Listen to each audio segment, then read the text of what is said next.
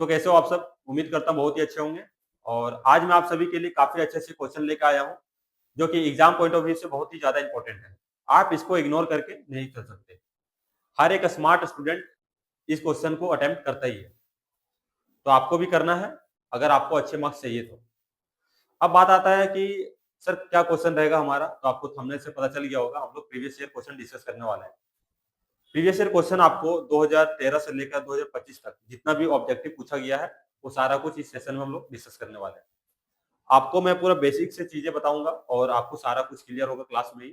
कोई भी ऐसा डाउट नहीं बचेगा, ठीक है? तो आप लोग क्लास में बिल्कुल शांत से इस लेक्चर को देखिएगा। और मुझे अगर लगेगा कि इससे रिलेटेड क्वेश्चन बन सकता है, क्वेश्चन फ्रेम हो सकता है, तो मैं उसको भी कवर करने की कोशिश करूंगा, ठीक है? तो आप लोग उसको नोट कर लीजिएगा। तो चलिए वीडियो को स्टार्ट करते हैं।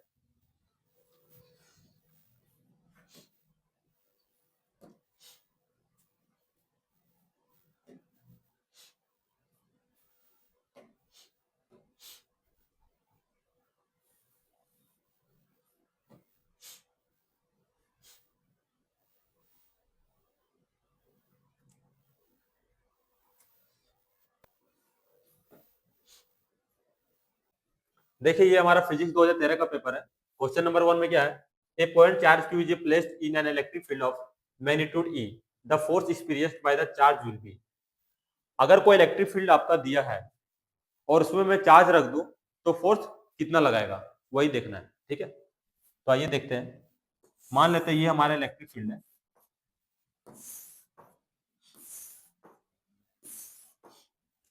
अगर मैं इसमें प्लस क्यू चार्ज रख देता हूं, तो फोर्स कितना लगाएगा और किधर लगाएगा? सिंपल सा बात है। अगर ये पॉजिटिव चार्ज है, तो इसका जो फोर्स लगेगा वो इलेक्ट्रिक फील्ड के डायरेक्शन में लगेगा, जो कि क्यू के बराबर होगा। Where Q is a charge और E is a electric field. अगर यही मैं नेगेटिव चार्ज रख दूं, यानी कि माइनस क्यू, तो इसमें जो फोर्स लगेगा वो इलेक्ट्रिक फील्ड का अपोजिट लगेगा, जो कि माइनस क्यू के बराबर लगेगा। लेकिन क्वेश्चन में हमको मैग्नीट्यूड बोला है, ठीक है? यानी कि आपको सिर्फ वैल्यू निकालना है।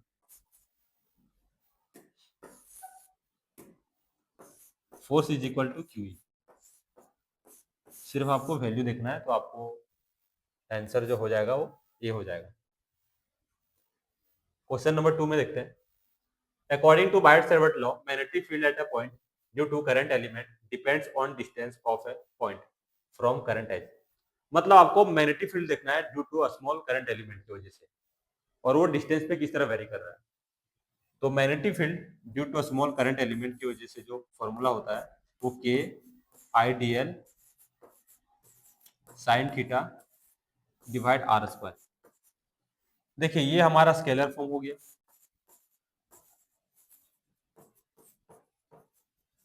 तो हमको देखना ये है कि आर पे किस तरह वेरी कर रहा है मैग्नीट्यूड।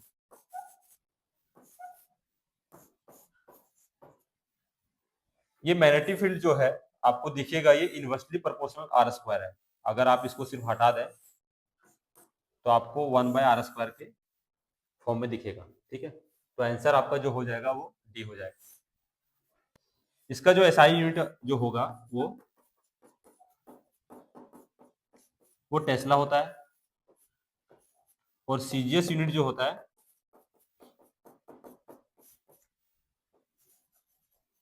वो गॉस होता है। तो चलिए नेक्स्ट क्वेश्चन देखते हैं।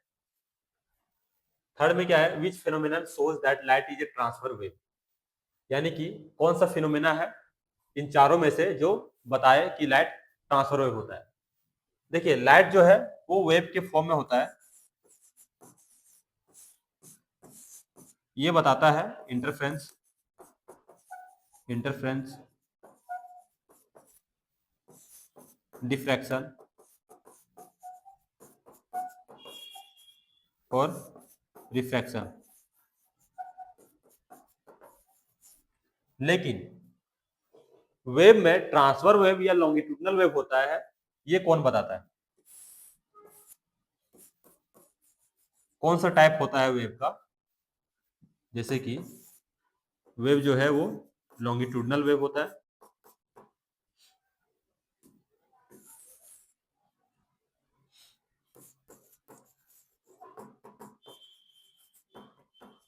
एक होता है लॉन्गिट्यूडनल वेव और दूसरा होता है ट्रांसफर वेव।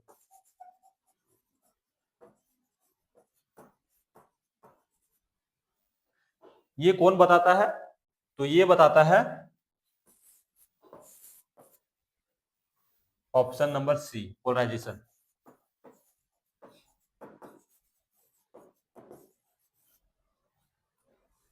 वेव हमारा ये तीनों प्रकार से पता चलता है, लेकिन वेव में कौन सा टाइप है, लॉन्गिट्यूडनल या ट्रांसफर वेव है, ये बताता है हमारा पोलराइजेशन। ठीक है, तो चलिए नेक्स्ट देखते हैं। 4 में क्या है, wavelength of matter wave is given bye. तो हमको वेवलेंथ निकालना है। ठीक है, तो देखिए प्लैंक्स ने जो फॉर्मूला दिया था एनर्जी का, h बाई म्यू,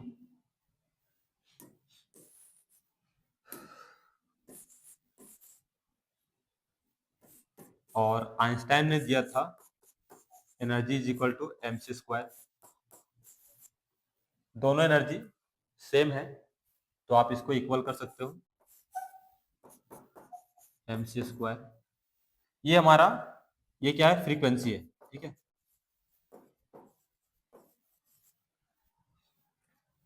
तो फ्रीक्वेंसी का जो फॉर्मूला होता है, speed is equal to frequency into lambda.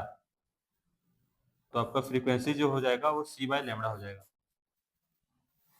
तो h into C bye lambda is equal to m C square. सी क्या हमारा, स्पीड ऑफ लाइट, तो आप इसको v के बराबर कर सकते हो। तो c से एक c कट गया,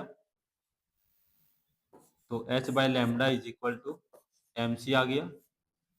तो अगर मैं लेमडा ऊपर करूंगा तो h बाय एम सी आ जाएगा। तो इसको आप लिख सकते हैं h बाय एम बी। तो मोमेंटम जो होता है p is equal to m b, इसको लिख सकते हैं। तो ये क्या आ जाएगा, lambda is equal to h by p. तो देखिए कोई ऑप्शन मिल रहा है, हाँ H by P, P by H. देखिए ये हमारा राइट आंसर हो जाएगा। ठीक है, तो नेक्स्ट क्वेश्चन देखते हैं। क्वेश्चन नंबर 5 में क्या बोल रहा है। ठीक है, with rise in temperature resistivity of intrinsic semiconductor. अगर मैं टेम्परेचर को इंक्रीज करता हूं तो सेमीकंडक्टर का इसमें डिक्रीज होगा रेसिस्टिविटी, या इंक्रीज होगा, या कांस्टेंट रहेगा, या इनमें से कोई नहीं होगा। ठीक है, हमको ये देखना है। देखिए कंडक्टर और सेमीकंडक्टर में मतलब पहले समझिए डिफरेंस क्या है, कंडक्टर और सेमीकंडक्टर।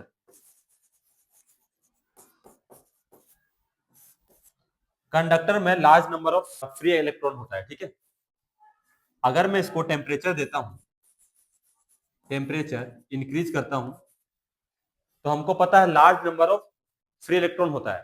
तो टेम्परेचर जैसे मिला, जैसे मैं इसको हीट देता हूं यानी कि टेम्परेचर देता हूं, तो इसमें जो इलेक्ट्रॉन जो होता है ना वो रैंडम मोशन करने लगता है। ठीक है,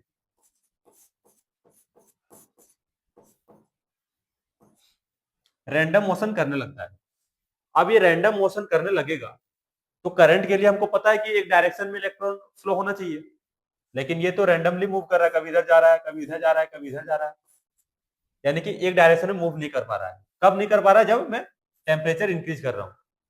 इसका मतलब टेम्परेचर इंक्रीज करने के बाद रेजिस्टेंस, करंट तो फ्लो होगा नहीं, इसका मतलब रेजिस्टेंस इंक्रीज हो जाएगा। ये केस था कंडक्टर का। अगर मैं सेमीकंडक्टर में आऊं तो इसको समझिएगा, जैसे मैं इसमें टेम्परेचर इंक्रीज करता हूं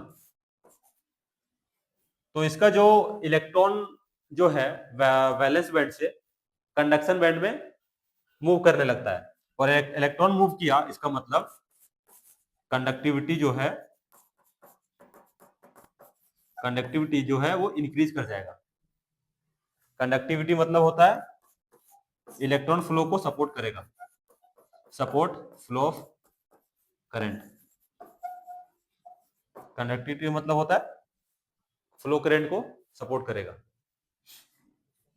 इसका मतलब कंडक्टिविटी इंक्रीज हुआ, करंट इंक्रीज हुआ, तो रेजिस्टेंस, रेजिस्टेंस डिक्रीज होगा, सिंपल सा बात है। और रेजिस्टेंस डिक्रीज हुआ तो हमको ये रिलेशन पता है, resistance is equal to rho l by a, यानी कि रेजिस्टेंस डायरेक्टली प्रोपोर्शनल रेजिस्टिविटी, हमको यहां से पता चला। इसका मतलब रेजिस्टेंस डिक्रीज कर रहा है, रेजिस्टेंस अगर डिक्रीज कर रहा है तो रेजिस्टिविटी भी डिक्रीज करेगा, ठीक है। तो इसका जो ऑप्शन हो जाएगा वो बी हो जाएगा। चलिए नेक्स्ट क्वेश्चन देखते हैं। अब आता है फिजिक्स 2014।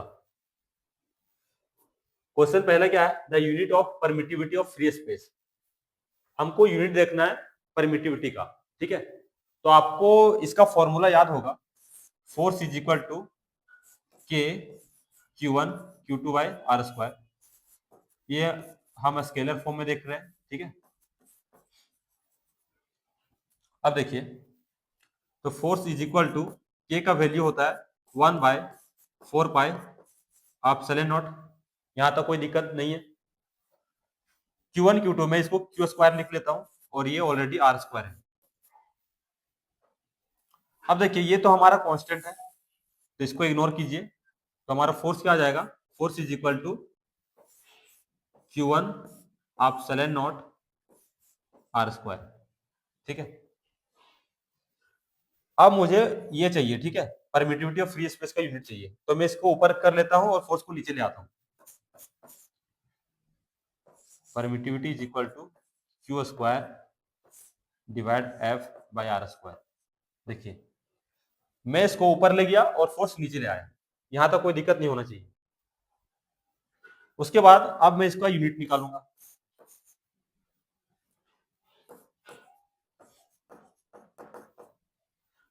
तो कूलम स्क्वायर है, कूलम का यूनिट होता है, सॉरी चार्ज का जो यूनिट होता है वो कूलम स्क्वायर है, और फोर्स का जो होता है वो न्यूटन होता है, और डिस्टेंस का जो होता है आर स्क्वायर का होता है वो मीटर स्क्वायर हो जाएगा। तो आप इसको लिख सकते हो अरेंज करके, coulomb square newton inverse metre का पावर -2। ये आपका आंसर आ गया। तो देखिए कौन सा मैच कर रहा है, कूलम स्क्वायर, कूलम स्क्वायर, ये आपका बी, बी आपका राइट आंसर हो जाएगा, ठीक है।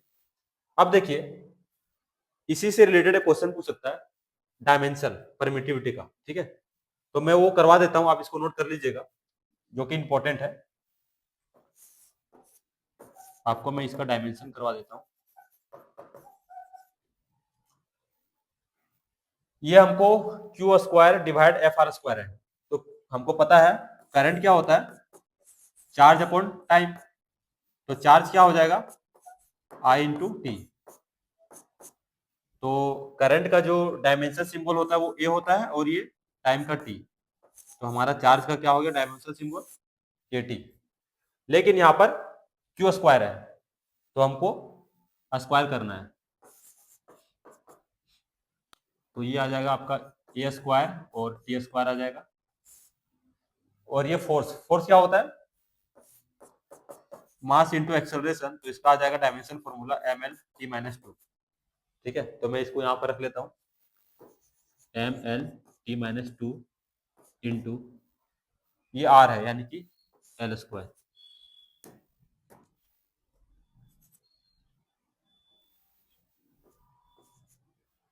देखिए बस इसको मैं अरेंज करूंगा तो आंसर आ जाएगा, ठीक है।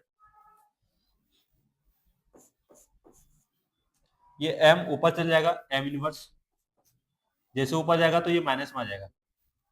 और एक एल है, दो एल है, यानी कि 3 एल हो गया, नीचे में ऊपर ले जाऊंगा तो माइनस में आ जाएगा, तो एल -3। और ये देखिए t -2 है, जैसे ऊपर ले जाऊंगा तो प्लस में हो जाएगा, और ऑलरेडी प्लस में 2 है, तो t+4। उसके बाद क्या है, ए स्क्वायर, ए स्क्वायर। तो अब देख सकते हैं एम एल का हो गया t4 ए स्क्वायर। तो ये हमारा डायमेंशन आ जाएगा, ये ठीक है। तो अब देख सकते हैं ये हमारा परमिटिविटी का ऐसा यूनिट हो गया, ये हमारा डायमेंशन फॉर्मूला हो गया, ठीक है। दोनों इंपॉर्टेंट था, तो आपको यहाँ से कवर हो गया, ठीक है। ये क्वेश्चन कहाँ चला गया भाई? चलो कोई बात नहीं, आपको दिख गया ना, ठीक है।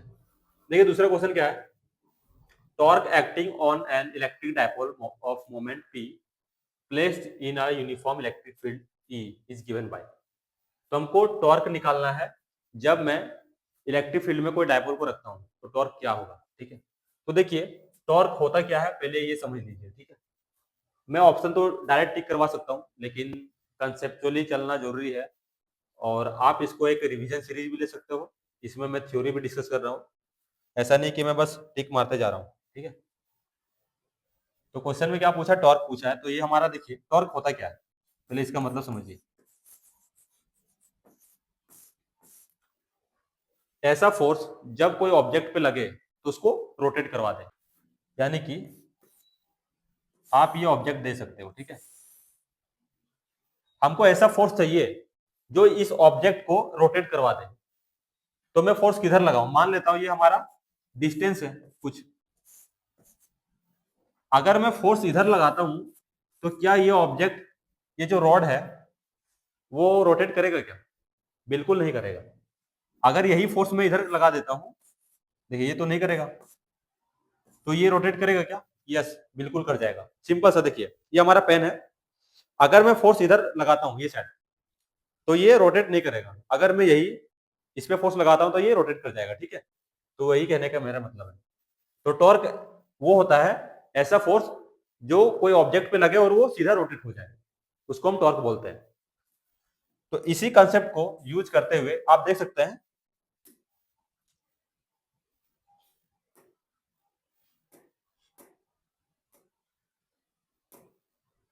मिट गया क्या?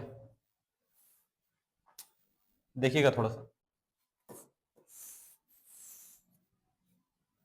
ये हमारा पोजीशन वेक्टर था और ये हमारा फोर्स था।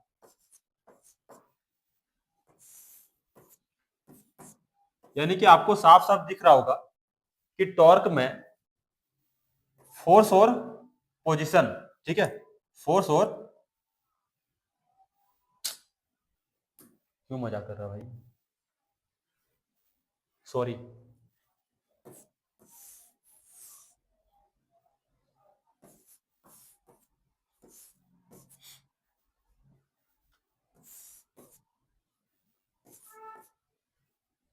देखिए टॉर्क में एक बात याद रखिएगा कि जिधर फोर्स है उधर ही हमारा डिस्टेंस है, यानी कि रोड का पोजीशन वेक्टर है। तो उस केस में टॉर्क नहीं आता है, ठीक है। मैंने बोला था कि इसमें टॉर्क नहीं होगा। ये टॉर्क तभी कहलाएगा जब पोजीशन वेक्टर और फोर्स परपेंडिकुलर है।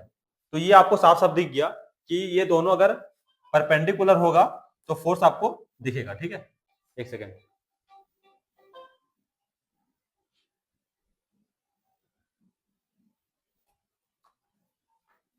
तो अब इस बात को पकड़ते हैं और हमें, तो चलिए क्वेश्चन में चलते हैं। क्वेश्चन क्या बोला है, देखिए ये हमारा इलेक्ट्रिक फील्ड है,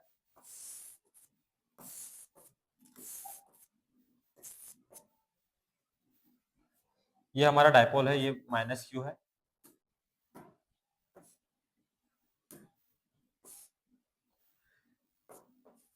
ये माइनस क्यू है, ये प्लस क्यू है। इसका डिस्टेंस में 2a मान लेता हूं। तो देखिए ये इलेक्ट्रिक फील्ड से थीटा एंगल पे है, तो ये भी एंगल हो जाएगा थीटा। तो देखिए ये दो कंपोनेंट हो जाएगा, 2a cos थीटा, और ये जो है ये वेक्टर, इसको मैं शिफ्ट करके आगे कर लेता हूं, 2a sin थीटा। अब देखिए ये तो कंपोनेंट ब्रेक कर लिया, तो फोर्स प्लस क्यू की वजह से जो लगेगा वो आगे की ओर लगेगा क्यू के बराबर, और इसमें जो फोर्स लगेगा वो इधर की लगेगा, इलेक्ट्रिक फील्ड का अपोजिट।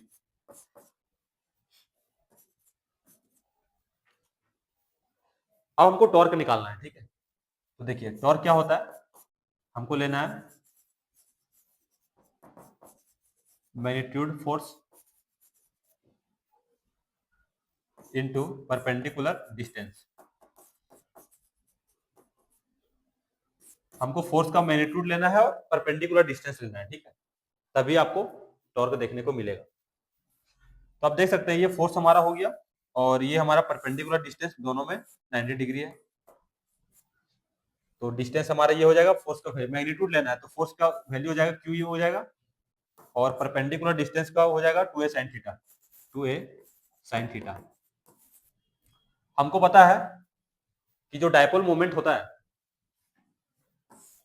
वो P is equal to Q into 2a होता है। तो देखिए ये Q है ये 2a है, ये क्या हो गया डायपोल मोमेंट, और ये E है और ये sin थीटा है। तो टॉर्क क्या हो जाएगा हमारा P sin थीटा, लेकिन ये हमारा स्केलर फॉर्म में है। तो अगर वेक्टर फॉर्म में देखें हम तो P क्रॉस E ये हो जाएगा। तो टॉर्क हमारा सी इज द राइट आंसर। देखिए मैंने इसको डेरिवेशन भी करवा दिया आपका एग्जाम में, अच्छा काम हो गया रिवीजन का। तो नेक्स्ट क्वेश्चन में चलते हैं। थर्ड नंबर क्या है, if the air between two plates of A parallel plate condenser is displaced by a medium of relative permittivity के, देन इट्स कैपेसिटी। अगर कोई कैपेसिटर है जिसमें इसमें एयर मॉलिक्यूल है तो इसका जो कैपेसिटेंस होता है C is equal to epsilon naught A by D.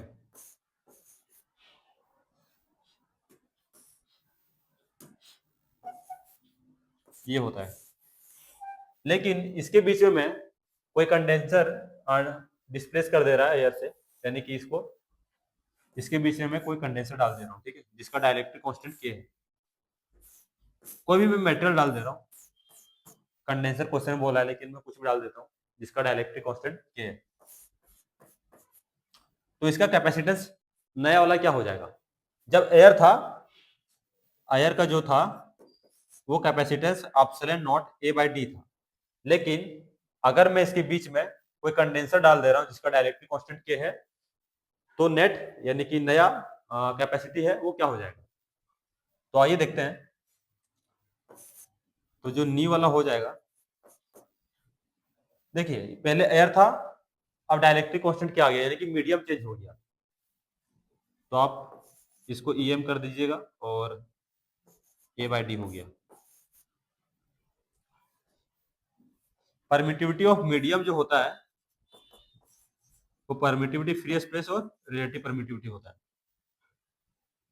यानी कि आप इसको रिलेटिव परमिटिविटी को हम K के भी नाम से जानते हैं। तो मीडियम का जो परमिटिविटी हो जाएगा वो फ्री स्पेस इंटू K हो जाएगा, यानी कि जो रिलेटिव परमिटिविटी है वो K से भी डिनोट करते हैं, ठीक है।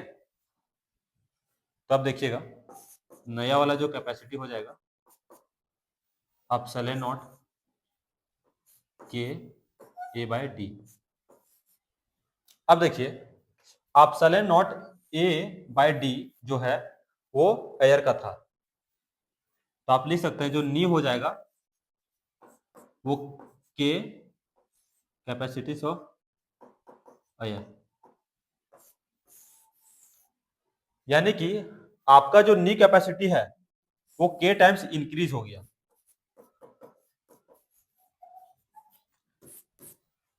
तो क्या है increase K times, A will be the right answer, ठीक है। नेक्स्ट क्वेश्चन चलते हैं। क्वेश्चन 4 में क्या है, Kirchhoff's current rule is a direct consequence of law of conservation of energy, linear momentum, angular momentum, D में चार्ज, ठीक है। तो आइए इसको डिटेल में जानते हैं। किरचॉफ बेसिकली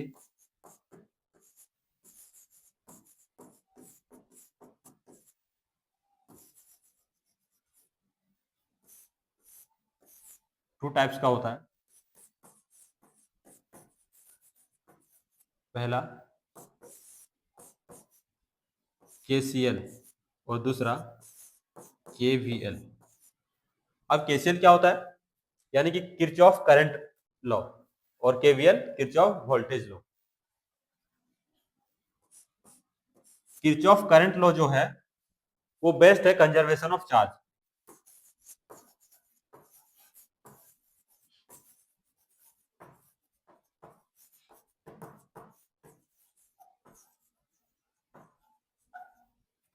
और किरचॉफ वोल्टेज लॉ है वो बेस्ड है कंजर्वेशन ऑफ एनर्जी।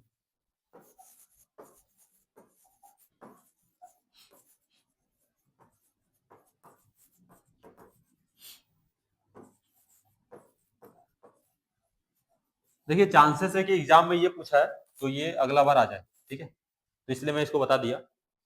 केसीएल क्या है हमारा? Kirchhoff current law. और केवीएल क्या है? Kirchhoff voltage law. अब देखिए हमको ये डिस्कस करना है, ठीक है, क्वेश्चन में ये किरचॉफ करंट लॉ ये क्या बोलता है, ठीक है, इसका लॉ समझते हैं पहले। इसका लॉ ये है कि मान लीजिए ये हमारा गेट है, ठीक है, तो गेट में जितने लोग, मान लीजिए कि यहां पर 3 लोग 3 पर्सन इंटर करते हैं किसी गेट में, तो गेट से बाहर भी तो 3 लोग ही निकलेंगे ना। सिंपल सा बात है, यही है किरचॉफ करंट लॉ, ठीक है। अब आते हैं कि मान लेते हैं कि ये हमारा पॉइंट है, या फिर इसको जंक्शन भी बोल सकते हैं। जंक्शन मतलब क्या होगा? कोई भी पॉइंट जो आपस में इंटरलिंक्ड हो, ठीक है। तो इसमें मान लेता हूं कि ये I1 करंट है और ये I2 करंट है। I1 I2 करंट इस किसी पॉइंट पे इंटर करेंगे, तो किसी भी पॉइंट से बाहर निकलेंगे I1 I2 है ना, यानी कि I1 I2 क्या है? 2 एम्पियर है और ये 3 एम्पियर है। 5 एम्पियर करंट इंटर कर रहे हैं किसी पॉइंट पे, तो निकलेंगे किसी पॉइंट के बाहर 5 एम्पियर ही। यही हमारा होता है किरचॉफ करंट लॉ, ठीक है। तो किरचॉफ करंट लॉ, ये नाम से पता चल रहा है कि करंट का लिंक है इसमें। तो करंट बेसिकली किसकी वजह से आता है? चार्ज की वजह से। इसका मतलब आप बोल सकते हो law of conservation of charge, D number.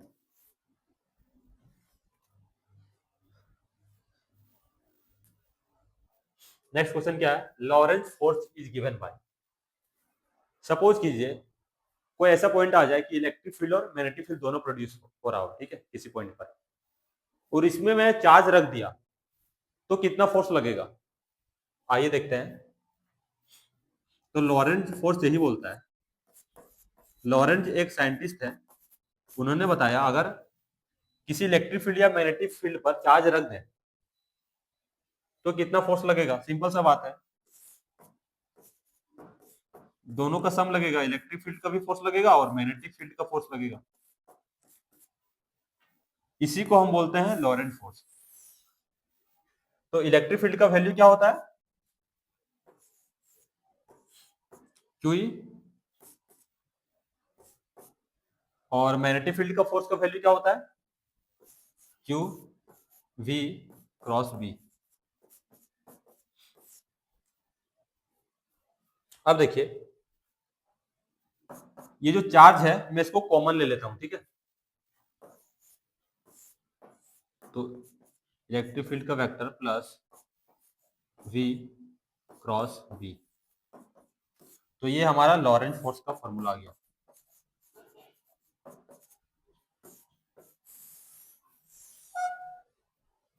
तो अब देखिए आंसर कौन सा है? Q e plus b cross b, e cross b. तो सी ऑप्शन हमारा सही हो जाएगा, ठीक है।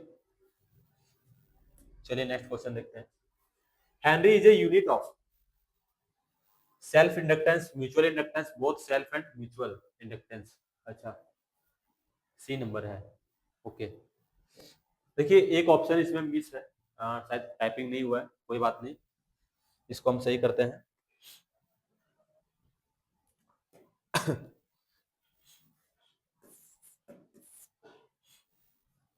डी में कर देता हूं मैं, ऑल ऑफ दीज। चलिए बताइए क्या होगा। देखिए हेनरी जो है ना वो सेल्फ इंडक्टेंस का भी होता है यूनिट और म्यूचुअल का भी होता है, लेकिन लेकिन सी में क्या है, बोथ सेल्फ एंड म्यूचुअल, मतलब ये दोनों भी होगा।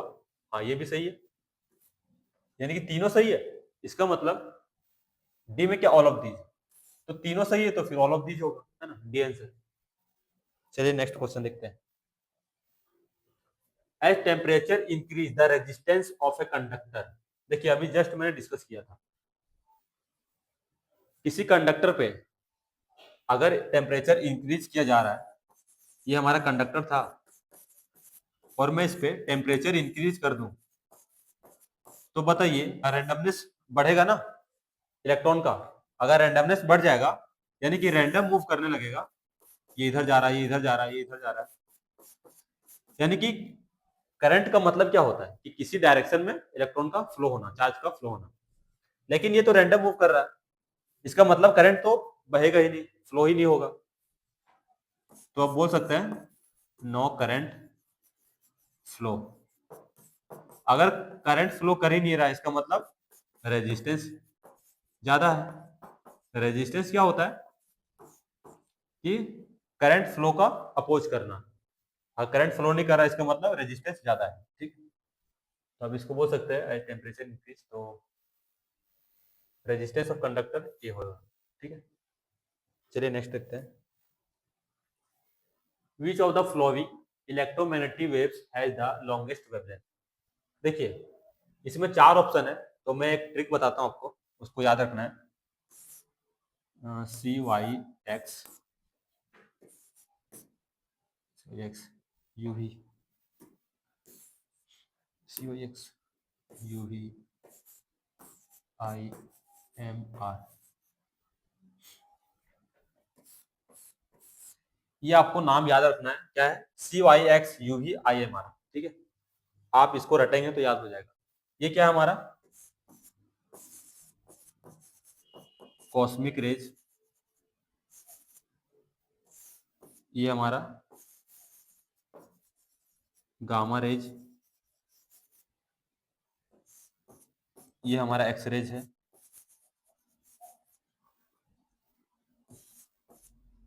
ये हमारा है अल्ट्रा वायलेट,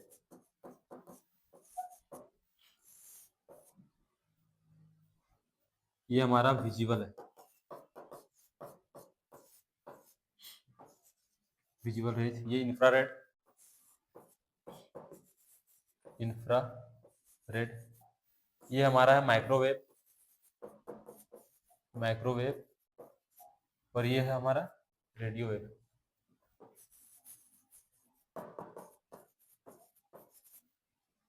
अब देखिए मैं लेफ्ट टू राइट जाऊंगा तो वेवलेंथ जो है, वेवलेंथ इंक्रीज करेगा, और राइट टू लेफ्ट में जाऊंगा तो वेवलेंथ डिक्रीज करेगा। अगर वेवलेंथ इंक्रीज कर रहा है तो फ्रीक्वेंसी, फ्रीक्वेंसी डिक्रीज करेगा, क्योंकि दोनों इनवर्स रिलेशन होता है। यहां तक कोई दिक्कत नहीं है। इसमें वेवलेंथ डिक्रीज कर रहा है तो फ्रीक्वेंसी इंक्रीज करेगा। तो देखिए कौन सा ऑप्शन मिल रहा है, एक्स रेज है सबसे ज्यादा। किसे क्या पूछ रहा है हमको, wave size the longest wavelength, यानी कि लॉन्गेस्ट वेवलेंथ हमको पूछा है। तो अब क्या डालोगे इसमें, infrared, microwave, radio wave. Microwave है, यानी कि माइक्रोवेव से आगे कोई नहीं है, ठीक है। यानी कि आपका left to right wavelength increase कर रहा है, माइक्रोवेव से आगे कोई नहीं, रेडियो वेव है, लेकिन ऑप्शन नहीं है, इसका मतलब यही ज्यादा है। तो ये आप याद कर लीजिए, काफी बेटर रहेगा।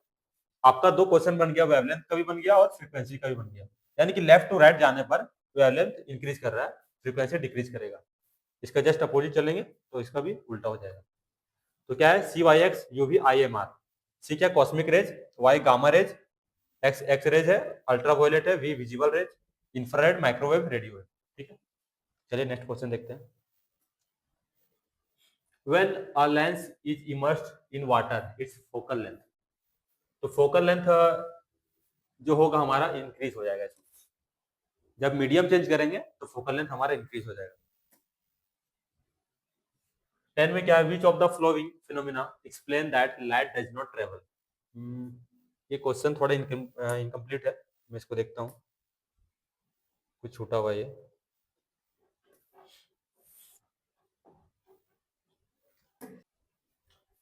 इलेवन में क्या है, which of the flowing phenomena establish the particle nature of light. देखिए, जो हमारा लाइट जो है ना वो डुअल नेचर शो करता है, ठीक है। लाइट है डुअल नेचर।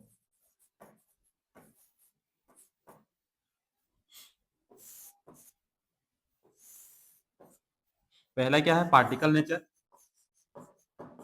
पार्टिकल नेचर, और दूसरा वेव नेचर।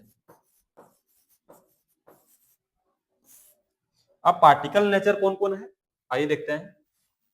इसमें आ जाएगा एनर्जी, एनर्जी, मोमेंटम,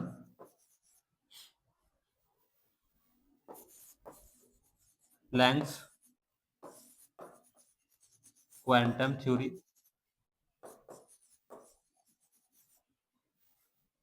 चौथा में आ जाएगा आपका photo electric effect.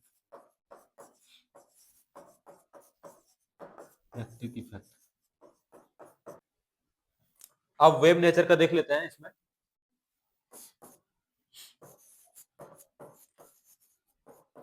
Refraction, interference,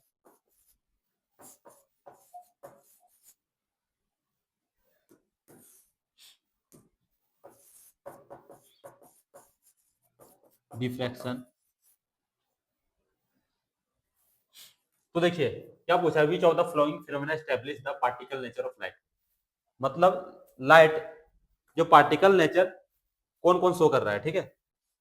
तो आपका एनर्जी हो गया, मोमेंटम हो गया, प्लैंक क्वांटम थ्योरी हो गया, फोटो इलेक्ट्रिक इफेक्ट हो गया, ठीक है।